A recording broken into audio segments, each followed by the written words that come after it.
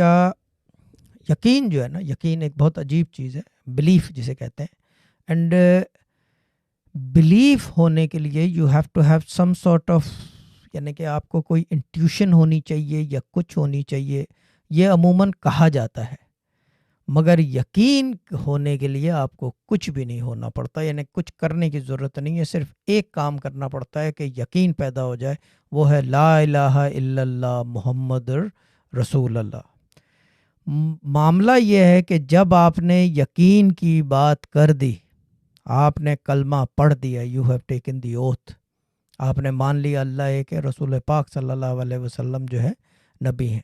And the other thing with that at the same time is you have to start believing in that kalma. Now when we say you have to start believing, how can one believe without seeing anything? So then you have to become a seeker at the same time. जब आप सीकर बनते हैं तो you're seeking something, that means that you're already know that what you're seeking for. और ये बड़े एक रम्स की चीज़ें हैं, ये लंबी बात है, अब इसी के ऊपर मैं पूरी रात गुजार सकता हूँ सिर्फ इस चीज़ को डिफ्रेंशिएट करने में कि सीकर और बिलीवर में क्या फ़र्क होता है, क्योंकि फ़र्क ना होता तो अलग वर्ड्स ना होते। One is the one who seeks, वो ढूंढता है, खोजी होता है, वो खोजता है, और बिलीवर जो है वो बेसिकली वो बिलीव करता है। एक इसके अंदर एक और टर्म है जो ऑब्जर्वर होता है, नाइदर वो बिलीवर होता है ना सीकर होता है, वो ऑब्जर्व करता है, यानी कि वो basically he only follows the path what he has told to do, he just observes and he does what he thinks is right.